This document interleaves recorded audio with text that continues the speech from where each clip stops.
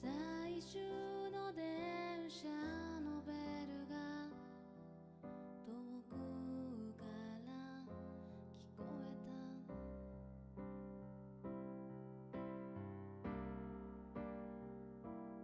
た。いつかたどり着くと信じ、ここまで来たけど、都会の流れに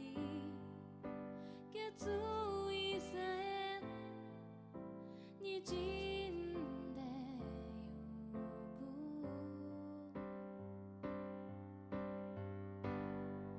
誰にも約束されてない明日を待つなら、目の前にある今をどう生きるのか、叶えたい願いがあるのなら、今できることがある。明日もしも世界が終わっても誇れる自分になりたい。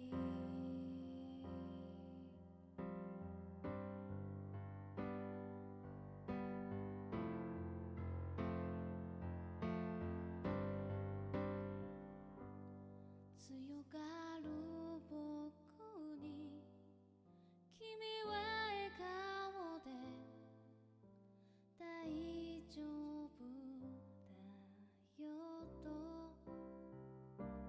小さな手のひら、何よりも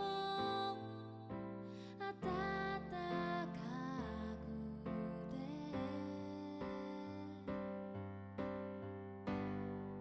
誰にも約束されてない明日を待つなら、確かな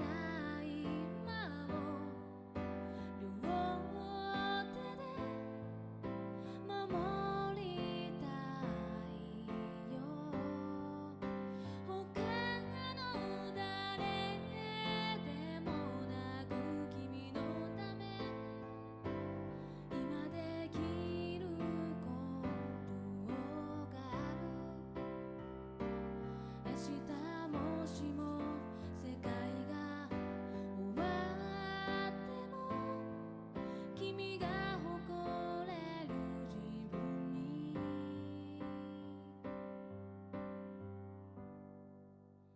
なり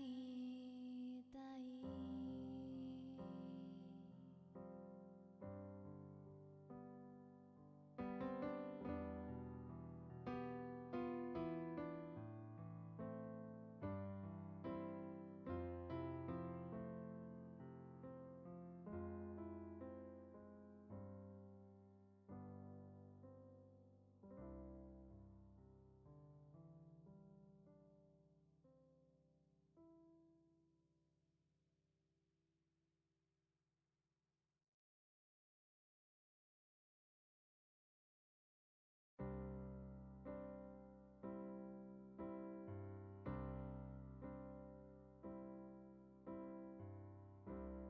古くなった街灯と夜風の匂い、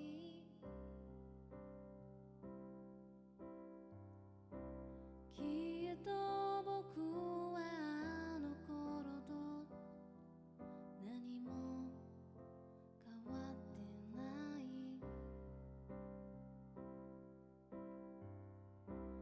取り残されたように一人で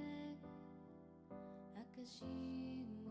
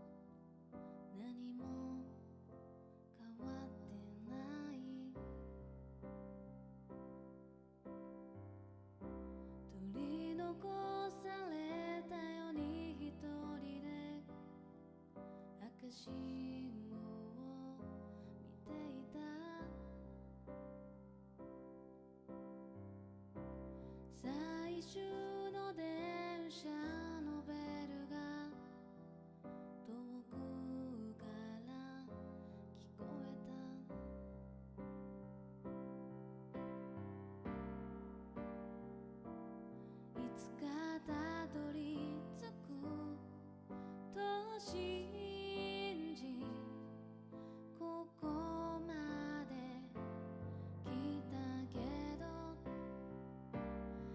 会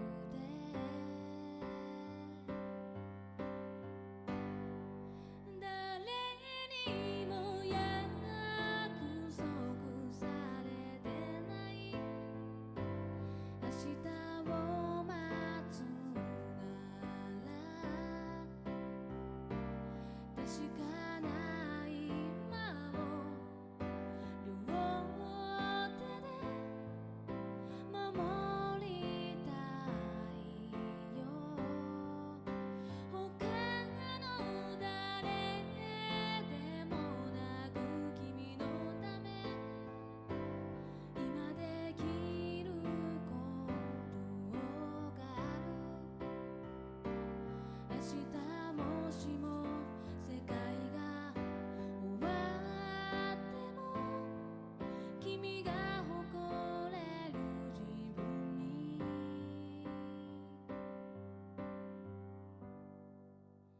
なりたい。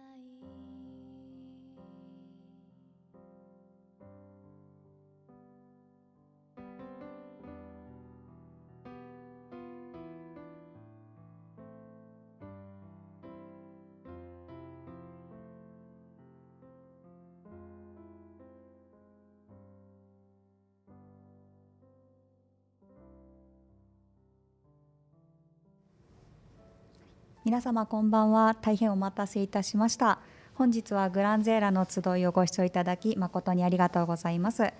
本日の司会進行を担当させていただきます人事部の道庭です。よろしくお願いします。開発の九条です。ちょっと場所もうちょっと入ってはいこうですねはい、じゃあ微調整をさせていただき、はいはい、はいエヴァ Q をご覧の皆さん今エヴァ Q ですよ。はい、裏では、はい、裏というのはおかしいですけれども、はいはい、裏じゃないですね、全然。はいはいはい、ということで2021年も早一月が経とうとしておりまして、新年1回目の放送ということですね。皆様明けましておめでとうごおざいます。めでとうございます。あ、もうそうか29日ですよね今日。1ヶ月あ、もう12分の1がはい終わってしまって、はい、ということで本年もよろしくお願いいたします。もうはい、焦ってきましたよ年末に向けて、早いですね、年末に向けて、はい、ですね。はい。で新年1回目の本日の放送なんですけれども、本日 R タイプファイナル2についてちょっと大きいお知らせと進捗のご報告をさせていただいた後、皆様からいただいておりますご質問にお答えしていきたいと思います。でもちょっと、はい、大きいお知らせって言っても昨日出てるんですよね。昨日出てますし、何だったら皆様事前にちょっとコメントで盛り上がっていただいておりましたけれども、はい、そうですよね。もうあれですか、新しいネタがないんだったらみんなエヴァ Q にじゃあエヴァ大丈夫ですよ。行くか今日は最新情報もあ今日ならではの、はい、今日の配信初公開のものもありますので、ぜひお楽しみに。はい、僕が知らんとかあるんですかあ、そうなんですか、はい、仕込んでございますので大丈夫です。それは楽しみですね。はい、はい、じゃあ驚きすぎてしまいましたけど、はい、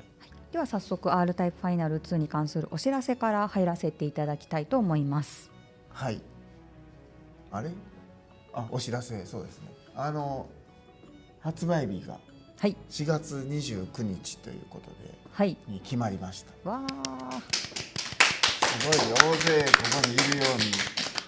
見えますけども、すっかり冷房も冷えて数名しかいないですけどね人が少ないので、はい、ちょっとね延期でいろいろご迷惑をおかけしたんですけど、4月29日ということになりました。昔で言えば、春の天皇賞の日ですけどね、はい、はい、今、1月29日なんでちょうど3ヶ月後前ですね。はい、発売にこぎつけたというか、なんとか、発売という完成ですね、完成にこぎつけたということです。もともと2019年の4月1日っていう、相当紛らわしいタイミングでそうですね、発表して、その時点でみんなこれは本当なのか嘘なのか嘘なのかって言ってこう真偽のほどが怪しいプロジェクトだったんですけど、皆様のおかげでようやく、クラウドファンディングを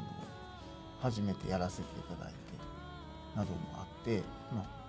世に出せるんだって思うとなかなか結構来るものが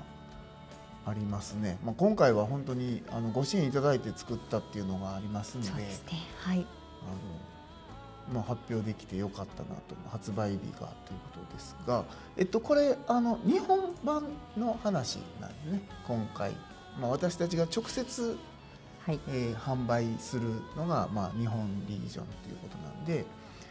4月29日に、その家庭用ゲーム機でちょっと Steam だけちょっと別枠になるのかな。でも発売日自体は、どの国でもほぼほぼ同じタイミングっていうので調整していただいてますので、そんなに違いはないし、クラウドファンディングの方にもその日よりどうなんですかね、ちょっと前ぐらいに届くのかなっていう感じで準備を進めております。はい、ちょっとあれですか、商品概要、もうちょっと詳細を、ご覧いただきましょうか。ですね、詳細っていう詳細ほどの内容なのかなと思いますけど、概要、R タイプファイナル2というタイトルです。最初はね変なタイトルだとか言われてたんですけど、もう皆さんすっかり多分定着して違和感もなくなってる頃じゃないかなと思ってます。タイトルに、でプラットフォームとして上げてるのは、家庭用ゲーム機として上げてる分だけですね。その後 PC でも、その後じゃない、同時に PC でも出ます、ということで、値段は5800円の税プラス税ということです。で皆さん関心ないかもしれないけど、私がびっくりしたのはセロ B です。全年齢じゃないんですね。セロ A ではないんですね。セロ B、僕いつもセロ C とか D のゲームばっかり作ってるから、セロ B 自体はなんていうのかな、自分の作ってるゲームにしてはおとなしい方なんですけど、でもセロディスってええんか、ここで大丈夫なんですか？ダメですよ。ディスるのは良くないです。いやでもね、ちょっと聞いてほしいんですよこれ。セロ B ですって言われて、なんでってセロ、皆さん箱見たら裏にセロ A とか B とか書いてあるじゃないですか。 B とか C とか、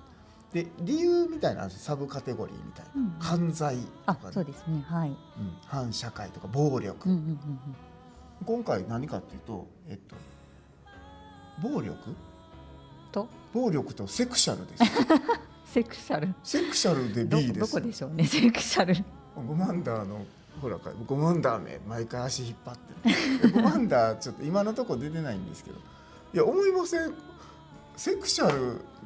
なとこなんかないで、バイドが脱いでセクシャルかよみたいなとこもあるんですけどどの辺に、そうですね、どの辺かはおいおい言いますけど逆に先に言いますよ。セクシャル目的で買うのはやめた方がいいR タイプファイナル2そんな方いらっしゃいますかね。エロいらしいぞって言って悶々として買って、全然エロくないやんけって僕に絶対文句言わないでくださいそんなセクシャルなとこないですよ衝撃です。だから今パッケージにB って書いてセクシャルのアイコン、こういうオスとメスの指でやりそうなんですけど、オスとメスのねアイコンみたいなやつつけてますけど、セクシャルがついたと、めでたくっていう、いわくつきのセロ B ですわ。すごいね、ここで愚痴ってますね。セロの人見てなければいいな。そうですね、いらっしゃるかもしれませんからね、ご支援いただいてるかもしれませんので。そうですよ。いろいろね、セロンいいですわ。すみません、別の機会もうちょっとアルコール入ったらやりますけど、で、そうです、これね、ちょっとクラウドファンディングでアートブックをお申し込みいただいている方にちょっと遠くて見えないかもしれませんが、遠くじゃなくて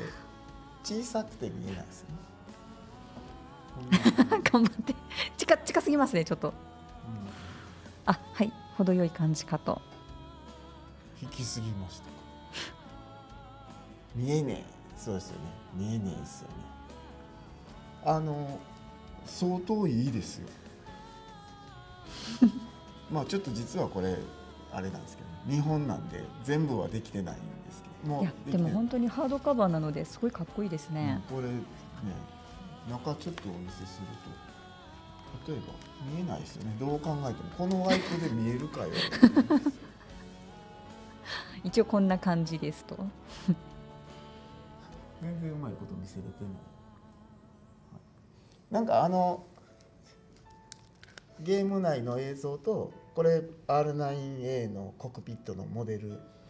の映像です。みんな笑ってます。段取り悪すぎて、他のスタッフもうまいこと見せれてないから笑ってますけど、こう敵のですかね、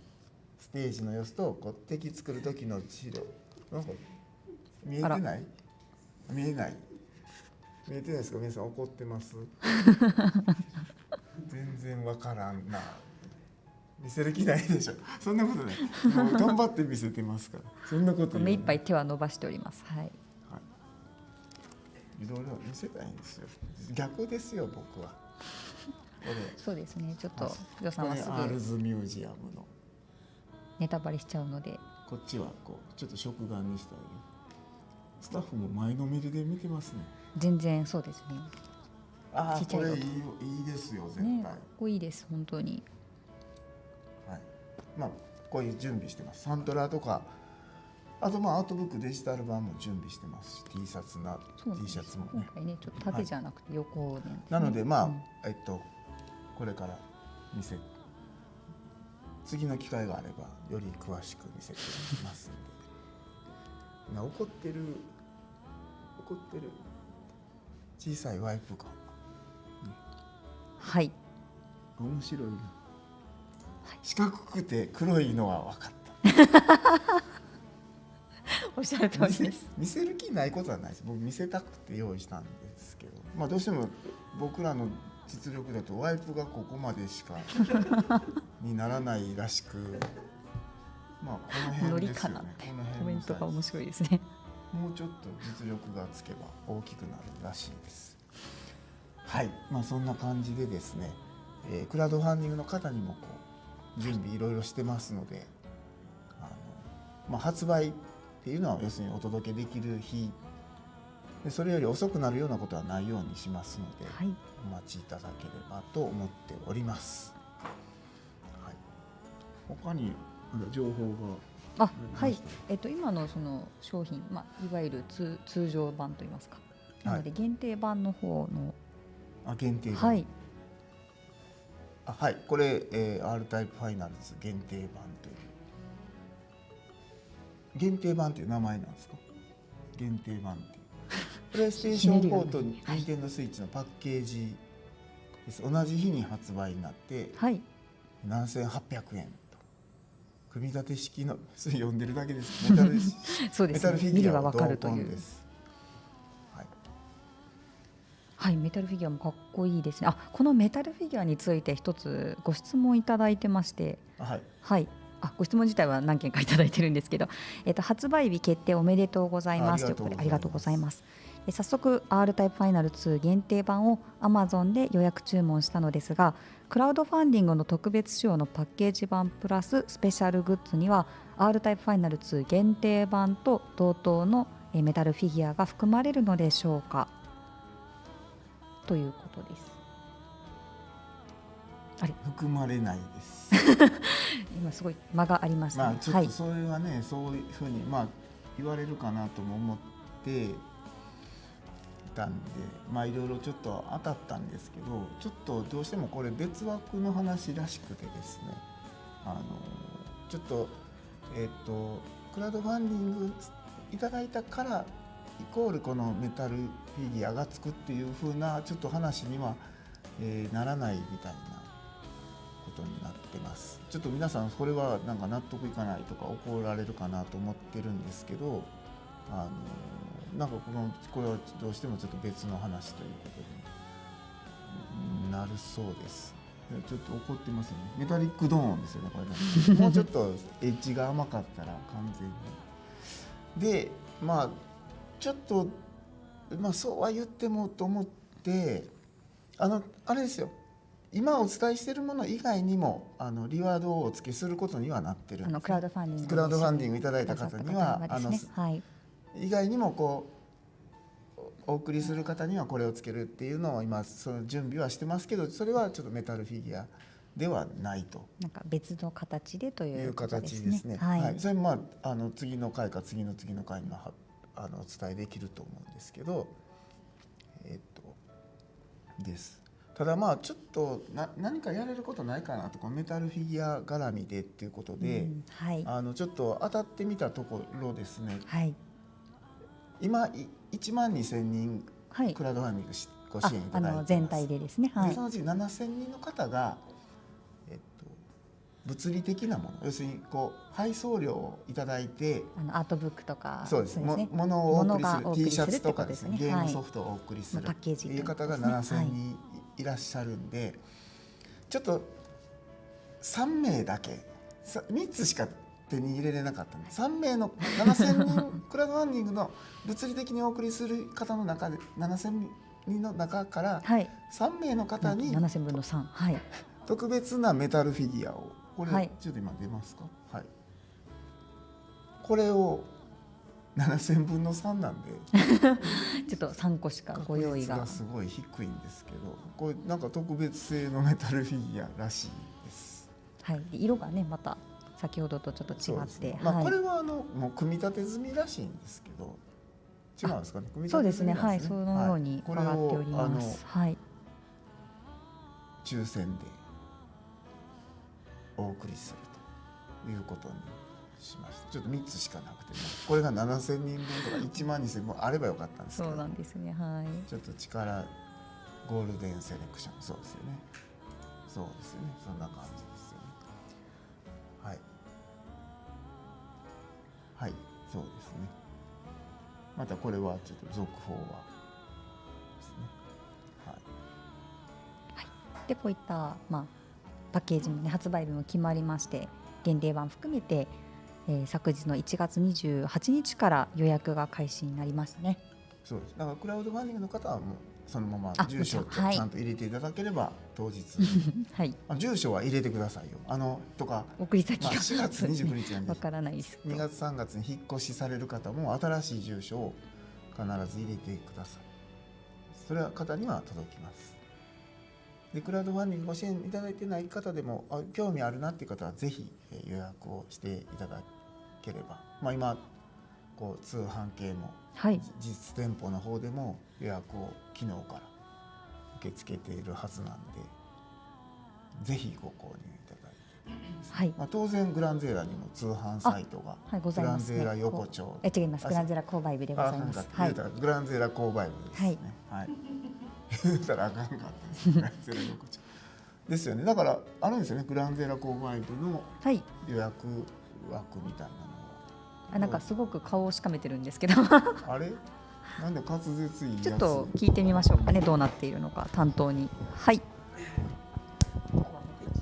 すいません、失礼いたします。グランゼーラ購買部です。大丈夫ですかね。はい。すいません、ちょっと予約 R タイプファイナル2の予約ページの方なんですが、ちょっと現在まだシステムの関係上公開できておりません。大変申し訳ございません。近日中に公開させていただきますので、しばらくお待ちいただけますと幸いです。よろしくお願いします。なんとそんなことがあるのかと。固まりましたね。ーあまりの滑舌の良さに中身が頭に入入っててきっこないませんでしたパターンのやけど、つですね。はい。予約し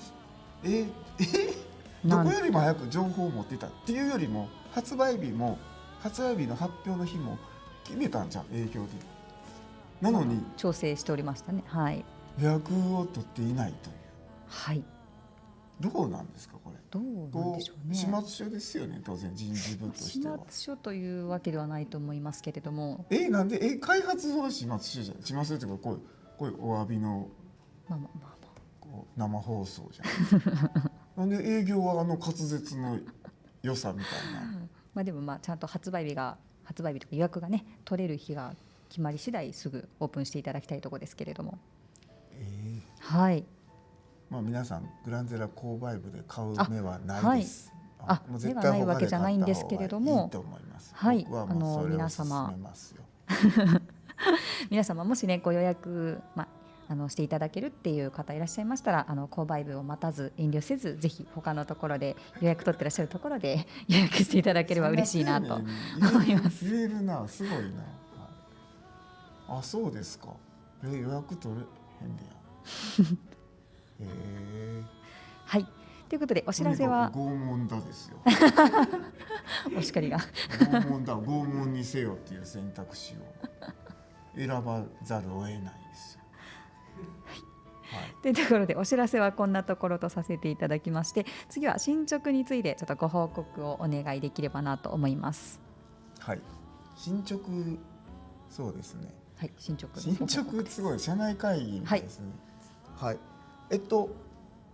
レーラーというか動画を新しいの用意し、去年9月に公開した次から第3弾ですね。そうです。3、4ヶ月経ってますので。って言っても本当はね、昨日公開する予定だった昨日発売日の発表とセットで動画を公開する予定だったんです。ついさっきまで作ってたギリギリまでねちょっとということ頑張で、って作ってましたね。まあ、はい。このシーンを入れよう、こっちのシーンを入れてくれみたいな話ですね。担当者間で揉あれめまして、ですね。はい。もうあのグランゼラ購買分間に合っておらず、そうです PV ねもギリギリという。まあちょっとはいそれはちょっと心苦しいです。はい。まあ生配信のね担当としましては今日初出というのは大変嬉しいんですけれども。はい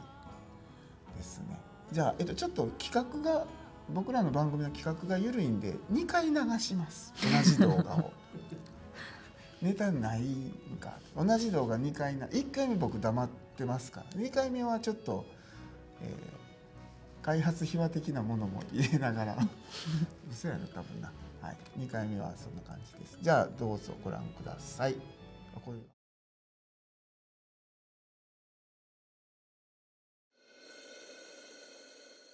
Once upon a time,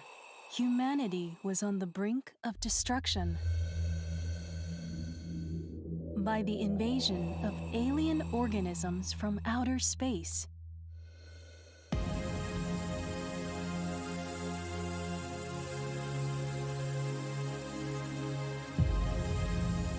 People pinned their last hope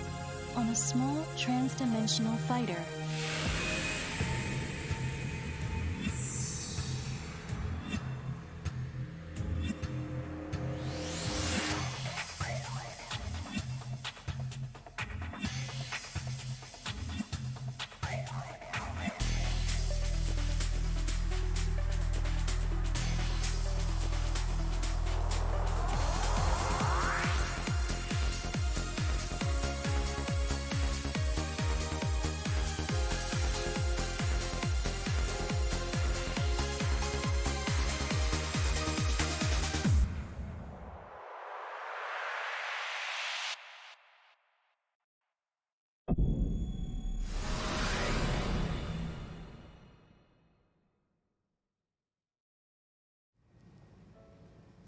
はい。はいいやかはいっこいいですね。こんな感じです。短いのは出し惜しみしてるんじゃなくてシューティングゲームが一つ一つが短いんで、はい。一つのステージちょっとあまりにですね。はい。ネタバレになってもと思ってでもまあちょっと同時尺は短くてもたくさんのシーンを見ていただきたかったのでこんな感じになってます。じゃあ次は解説入りで解説入りはいつけることかなはい Once upon a time, humanity 音 was 小 on さい the brink of destruction あいいよ普通でいいですよ。 by the invasion of alien ボイス organisms ね from 日本 outer 語の space. ボイスもあります。日本語ボイスに切り替えることもできるようになってますね。ボーヘッドですね。People pinned まあこ their こはちょっとね last 前 hope 回とあま on a り変わ small ってないんですけど、 trans-dimensional fighter. はいまあ、こういう、細胞を潰さないとアウトになるとこ拡散波動砲ですね。でこのねパイロットもね女性の体型のものもあったりするんでその辺でちょっとレーティングでもめてるんですけど言えないですけど、RX も出てきていろんなステージがここねこんだけしかないですよゲーム画面でもちょっとよく見ていただくといろいろあるんですよ。もう説明する間がないですけど面白そうやな。担当ステージを褒めるのもすごいですね。後半解説っていうか面白そうやなしかおっしゃってないんですけどそうですちょっと語彙が少なくて語彙力が申し訳ないですけど、はいそうですね、こんな感じです。ちょっとゲーム画面を詰め込んでみたんですけどちょっと目まぐるしいかもしれないんでまた後で、はいグランゼーラの YouTube チャンネルで公公開開設されますか定にね。はいなりますので、ぜひご覧ください。はい、ということでこちら体験版についてちょっとご質問いただいておりまして、はいはいご紹介させていただきたいと思います。はい R タイプファイナル2の体験版配信は近々にありますか。またあプレイした感想によって微調整などは行いますか。もしあるのなら、本気で感想を書いてみたいと考えておりますということでいただいております。はい、今体験版を2月中に出すべく準備をしてます。ただちょっと全プラットフォームというかプレイステーション4、スイッチ、Xbox X はいと PC で用意しているのと、地域も日本はもちろんのこと、北米とか欧州、韓国、香港、台湾でも出すべく準備をしてますので、ちょっと時間差が出たりするかもしれないですけど、承認が下りたものから配信していきますので、ちょっと2月中旬ぐらいになってしまうかなっていうふうに思ってますけど、ちょっと今はね揉めてます。体験版の範囲で。なるほど。ちょっとね揉めてます。今もちょっと僕ここに来る前もギリギリまでここまで打ち合わせされてましたね。進めてはいるんですけど、決められてないところもあるんで、そんな感じでやってますね。本来去年の夏に出すべきところだったんですけど、そうですね。ちょっと大変お待たせして申し訳ないんですけれども、はい。では、続きましてデカールのデザインの発表をお願いできればなと思います。はい、デカールのプレイヤー機体にちょっと待ってください。その前にデカールについてもすみません遮ってしまってご質問1個いただいておりまして、デカールを使用した後に機体の色を変更した場合どうなるのかちょっと見たいですということで、ご質問というかご意見のような形でいただいておりますね。機体の色を変えてもデカールはそのまま残りますので、ちょっと見ていただければと思っているんですけど、まずデカールっていうのはプレイヤーのこの機体に貼れるステッカーとかシールみたいな機能です。で、去年一昨年かクラウドファンディングした時に、ツイートをリツイートしていただいたりフォロワー数が何人を超えたら、デカールを追加しますっていう話をしておったんですけど、どういうデカールがそれによって追加されたかっていうご報告をしていなかったので、この機会に、ということです。でデカール自体は最初にね5、60種類あって、ゲームをプレイするとポイントがたまって買える追加できるんですね。交換できるデカールが全部で100ぐらいあるのかな、合計で。なるほどなるほど。はい。でもともとクラウドファンディングでご支援いただいたらこれを追加しようって決めてたものがいくつかありますんで、ただすごい地味な絵になってるんですけど、はい、ちょっとじゃあ書いてください。じゃあちょっと拝見したいなと、これだけ見ても何のことか全然分かれへんねんけどこれそうですね、フォロワー数何人っていう達成したら追加しますと。やっぱり意味不明やなことりあえず7個達成して7個作ったっていうのはなんとなく伝わってきますが、はい。ちょっと分かりにくいな。ちょっとデカール貼ってるところを動画に撮ってもらいましたんで、これらのこの7つのデカールを貼ってるところを動画に撮りました。見てください、どうぞ。はい、こんな感じでプレイヤーの機体をですね、ハンガーという格納庫からこのデカール工場に、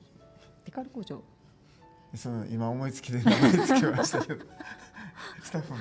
そんな名前やったっけってなってるかもしれませんね。でこんな感じで、これ食堂車のマークのそうですね、あと雷っていう字と、この王冠がまた白地には映えないんですよね。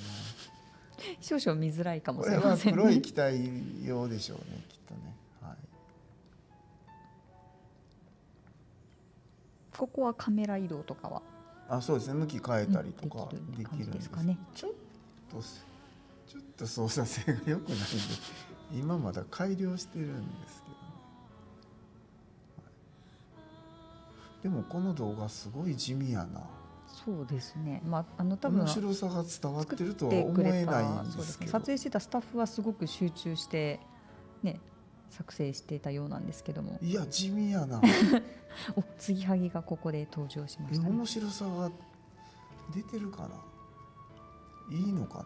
な、全然みんな面白いと思えへんかもしれんし本作ってる本人はすごく熱中してやってるんですけども、こういうのは大きく貼るといいですよ、ドカーンって、ね、こんな感じですよね。ちっちゃくするんだ、角度も変えれます。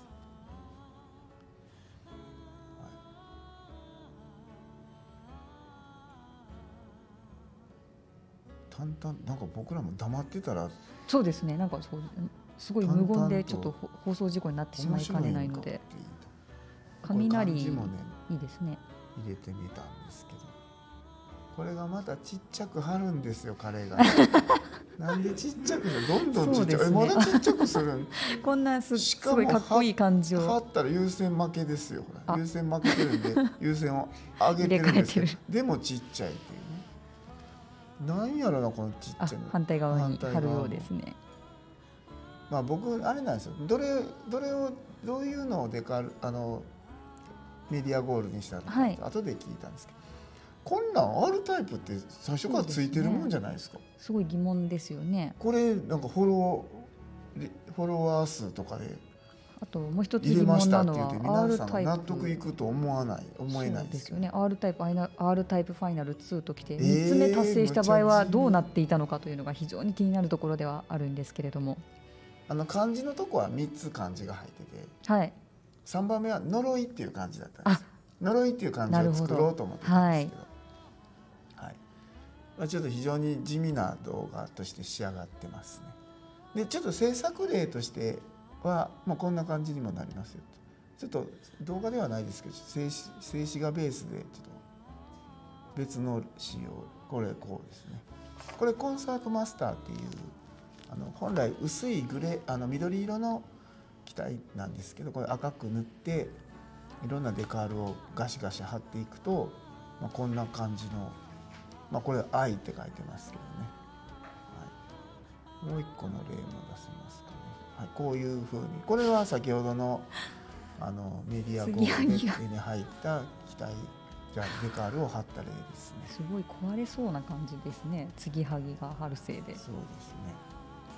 こんな感じで、デカールは、やりだしたら結構楽しいっていうか、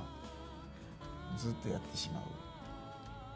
そうですね。これは発信シーンなんかで結構アップになるとこもありますんで、やったか、ゲーム中はあんまり見えないんですけど、ぶっちゃけ言うとだけど発信シーンとかねには見れたりするので、こんな感じで、追加をしましたので、こうやって自分好みに機体をカスタマイズできるっていうのはすごい楽しみですね、本当に。でクラウドファンディングで、ご支援いただいている方の専用デカールも準備して、今ちょっとご確認いただいてご意見いただいて変更っていうのをやってます。ダックビル、ダックビルこの機体はねいいですね。これパウアーマーっていう機体と R9 をつなぐ、こう間の、だからキャノピーは R9 っぽいんですけど、ボディがこう丸いっていうこれ結構いいです。そそる機体です。レイヤーって何枚あるんですか。12枚貼れるようになってて、その間で優先順位を変えれるという感じになっています。同じデカールもなんか2枚貼れたりするんですか。そうです。同じのが雷。じゃあこれ継ぎはぎ全部貼るとかもできるってことですよね。そうです。継ぎはぎっていうのもできます。キウイベリー、兼六園がね、兼六園はちゃんとあの部分に貼れますよ。このトリケラトプスみたいなところに貼れますから。なるほど。楽しみにしてください。では、ご報告の方は以上とさせていただきまして、続きましてこれまでに皆様からいただいておりますご質問にちょっとお答えしていきたいなと思っております。ではまず、R タイプファイナル2に関するご質問です。僕も今日はね歯切れよくどんどん答えるつもりで。本当ですか。じゃあぜひ。いつもちょっとね歯切れが悪いやつだと思われてるでしょ。そんなキャラじゃないです。僕はもう本来バンバン言うタイプなんで、それを今日は見せたいと思って皆様ということなので楽しみにもごもごするはずがないと申しておりますので、ちょっとコーヒー飲みますね。ではまず R タイプファイナル2に関する、ご質問です。ファイナル2では DOS システムのないモードとか作れないですか。完全に初代をリスペクトするモード的なのあったらちょっと嬉しいですねということでいただいております。スペシャルウェポンがないモード、はいいやそういったご意見があ今ないでるのすね。ないですけど、確かに確かにでもそうですね。そうですか。ないモード、まあ最初はないですからね。デルタからですかね、スペシャルウェいやポン。なるほど。私でもないスペシャル時の方がでもちょっと点数上がる要素がないと、そうですよね。スペシャルウェポン頼みなので私とかは、ですよね。そうですか。それはでもちょっとメモっときますわ。ない方がいい発売日には間に合わないかもしれないですけど、切り替えるのを作ることはできると思うんで、ですね。まあ不利にスコア上不利にならないようになってればいいかなと思ってますので、それは週明けにタスクを出します。はい、はい。ということです。はい。はいでは次の、ご質問というよりかはちょっと応援寄りのコメントをいただいております。はい。漫画系 DLC はもうちょい我慢するので、やめろ、開発期間が伸びるぞ。危険な発言はないように、買ってますねはい。僕ね、はいいいですか話、はいよく言われるんです。ここで言えんか、虚栄都市の開発の話とか今したらダメなんですよね。やめておきます。結構怖い顔で、はいもういいか、じゃあ我慢やな、はいもっとアルコール入ってる時間にやるはいはい。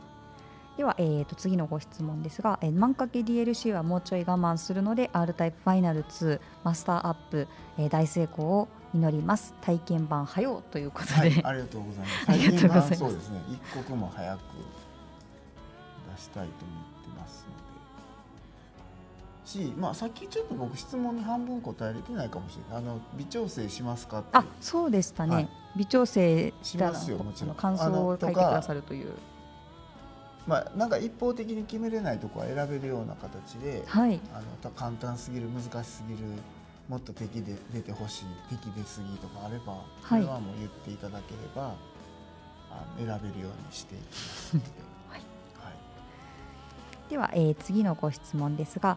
R タイプファイナル2について何かコラボしたりとかありますか。またですね、バルムンクの使用の進捗はどうでしょうかということで、前回バルムンクの、ご質問くださった方でしょうかね。コラボは、お話をいただいてたり、こちらから、どうですかっていうのを言ってるものがいくつかありますね。それはちょっと発表できるようになり次第ってことでしょうけど、逆に今ご覧いただいている企業の方とか、企業っていうか今日ご視聴の皆様の中で、飲食店の方でもいいですよ、なんか一緒にやりたい、R タイプファイナル2を活用したいってことがあれば、お声掛けいただければと思っております。ここで募集をしていくという、デカールとかね、いろんな企業さんとかお店のデカールとか貼れたらいいなと思ってますからね。はい、では行政でもいいですよ。行政、そうですね、楽しそ石うですね。川県庁とか、金沢市とか総務省とか面白いですね。郵便局のマークとか貼れたらいいかな。なんかいろいろ運んでそうですね。なんでコラボは準備してますけど、興味ある企業の方はこちらまで。はい。どこにも載ってないか。はい、ちょっとそういうのは今ないですけども、はい、すみません、段取りないことをしてしまいました。はい。で、もう一個は、バルムンクの使用の進捗ですございます。バルムンクはね、もう打てるようになって売ってるんですけどね。はい。今ちょっと弱くなっちゃったかもしれない。威力が。なるほど、はい。ちょっとスタッフにあれ弱くしましたとか言われてバレてしまって今揺れてますね。またもうちょっと戻すかもしれないですけど揺れ動いてらっしゃいますね。タイミングの僕のメンタル的な部分の影響を受けると思います。バルムンクの威力を、ミサイルとして積んでますので、波動砲を貯めてる間も出ます。では、次のご質問です。R タイプタクティクス2出身の機体は、実装はありますか。またタクティクス2の、難関ステージで有名なゲイルロズや、グリートニルですねの作成でここが大変だったとか、プレイヤーが難しいと言っていることについて感想等を聞いてみたいですということでいただいております。そうですね、タクティクス2出身の機体っていうのは発売日時点では入ってないですね。あ、なるほど。ちょっと残念です。もともとはいご要望もいただいてたし、出したいとは思ってたんで、はいファイナル2作る時からでヘクトールとかパトロクロスとかナルキッソスっていう、いろんなロボットとかもいたりするんで、それらはできれば入れたいなとは思ってますね。だからそれはちょっと発売後の話になるかなって。なんかみんな書いてる。あら、ゲイルロズとぐんぐんにいるがきつかったとコメントもありますね。はい。そうですね。で、ゲールロズと、グリトニールは難しいと、けしからんけしからんでしょう、きっと。僕ね、あれですよ、Rタイプタクティクスの最初の方はほとんど一人で作ってプランナーというかゲームデザイナーとして作って、はい、9割ぐらいのミッションを自分で設定してたんですね。でタクティクス2は、4人かな、4人のメンバーでミッションというかステージを分担して作ってたんで、僕以外にも何人も関わってるんですよ。プランナーがですね。はい、ミッションの設計した人間、要するに悪名高いゲールロズとかグリトニールを作ったのはですね、何人かいるプランナーのうちの僕です。両方とも。そうです両方僕の担当で僕がしっかり作った結果、あなたとなります。一旦足りないとかね、社内から今もコメントで一旦足りなくてってありましたね。一旦足りないですよ。一旦足りないってもう社内でもどうしても一旦足りないんですでね、ゲールロズは割と序盤なんですよ。12ミッション目かな。はい。難しいですよ、本当に。唾飛んだけど一緒に仕事してるサウンド会社の社長さんから携帯に電話がかかってきて、はい、発売翌日かな、ほうほうほう、ゲールローズクリアできるんですかって直接電話をかけていらっしゃったと。何の用事かなと思ったら、ゲールローズクリアできるんですか。もう一個全然面識のない、ある商社の常務の方から、今社長さんだと思うんですけど、常務の方から、フェイスブックに突然「はじめまして」って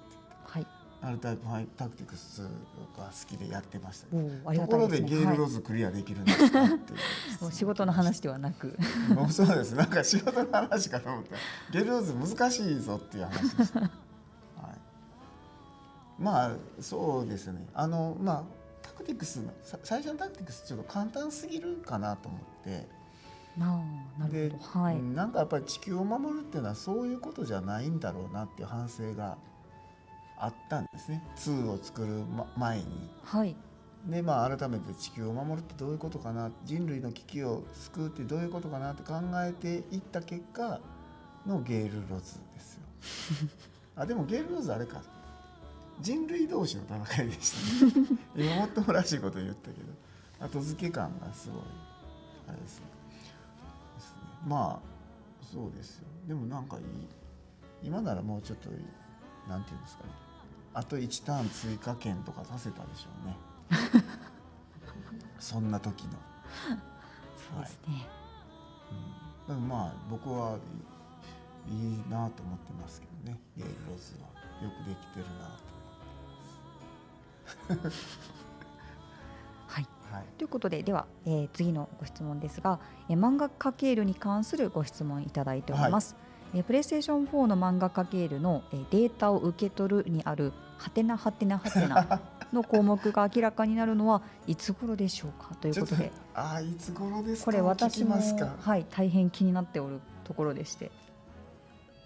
ちょっといつ頃かはちょっと急に歯切れよく言うとか言ってたのに歯切れ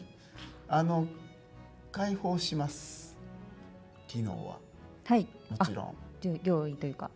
そういう予定はあると。もちろんそのね、いろんな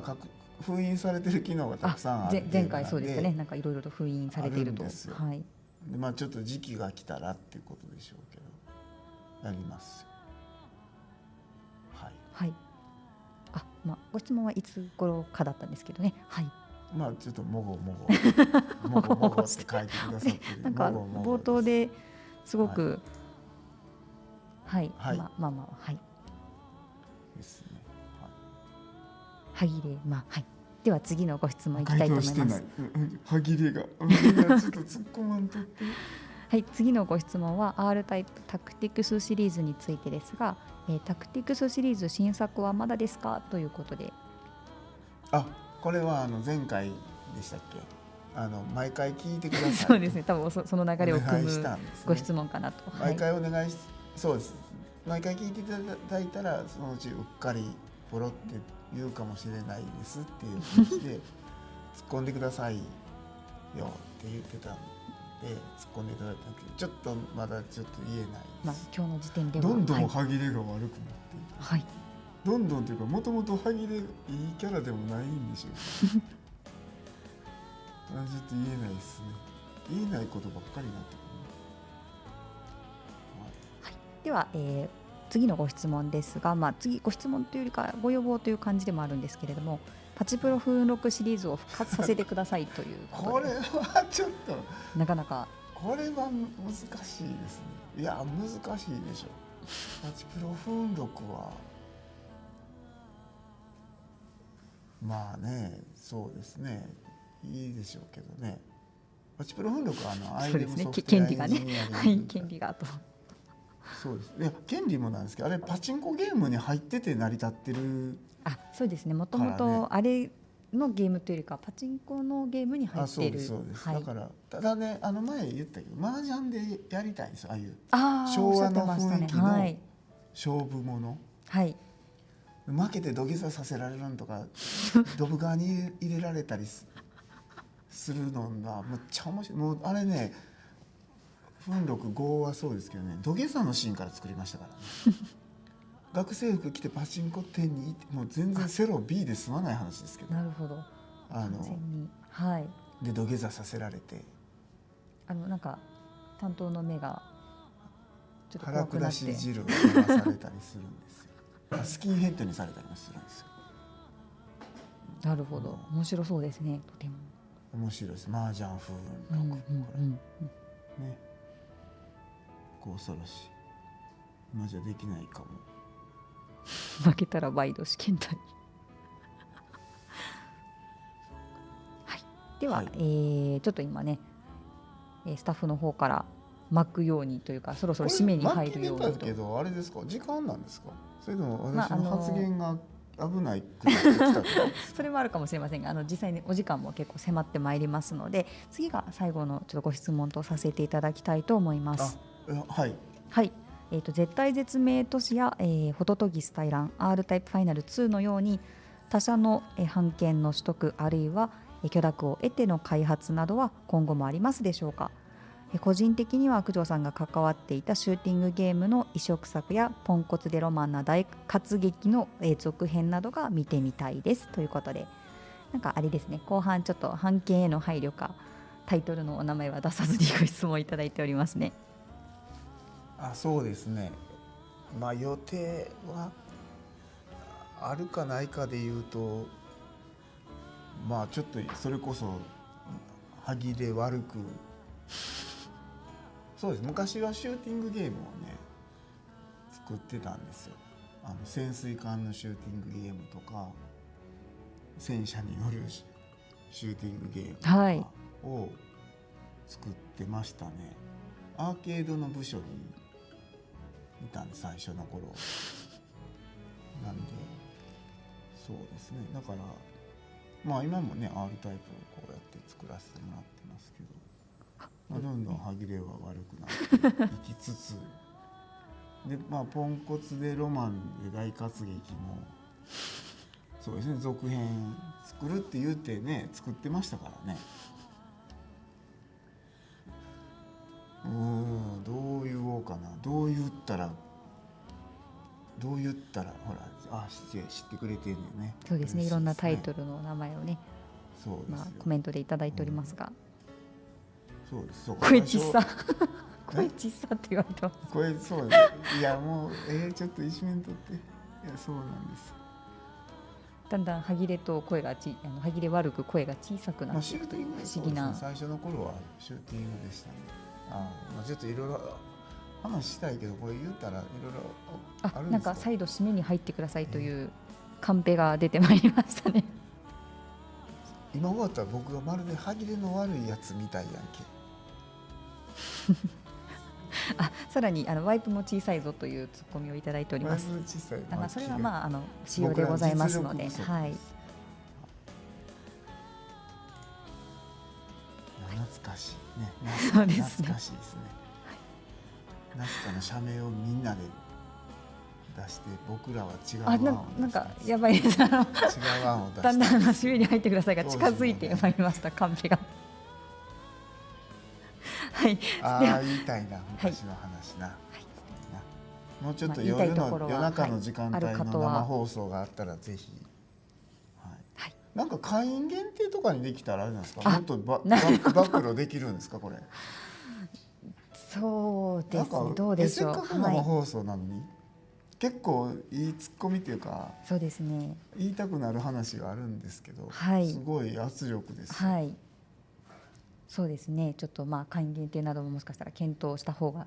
良いかもしれませんね。ちょっと今のままだとアーカイブが残らなくなってしまうちょっと危険性もございますので。はい。はい。ではそろそろ、番組終了のお時間も近づいてまいりました。今回はですねなんと質問を募集する期間が、3日ほどしかないという大変厳しい日程の中でしたけれども、たくさんご質問いただきましてありがとうございました。ありがとうございます。歯切れが悪くて申し訳ない。だんだん悪くなってましたが、はい、はい。R タイプファイナル2の発売日につきましても皆様のご協力ご支援のおかげさまでなんとか発売日のね発表することもできました。2年ほど前ですよね。だから作ろうって、そのシューティングを今作ってもどうなのかなとかR タイプを今作ってどうかなって結構半信半疑な中で始めて、でいろいろ支援いただいて、本当にね2年かかりましたけど、世に出せるのはゲーム制作者としてもすごく本望ですね。ありがとうございます。機会いただいてありがとうございます。はい、もう少しですからちょっとお待ちいただければと。クラウドファンディングしていただいた方もそうでない方にも全ての R タイプファンの方にプレイしていただきたい。当然賛否両論あるし、いやこういうのじゃない方がいい、昔の方がいいっていう意見もあるかもしれないですけど今自分たちなりに出した答えっていうのと、発売後にも発展させていきたいなと思ってますので、ぜひ楽しみにしてください。はい。ということで皆様、本日もですね遅くまでお付き合いいただきまして本当にありがとうございました。ありがとうございます。はい、ではおやすみなさい。おやすみなさい。いつかたどり着く年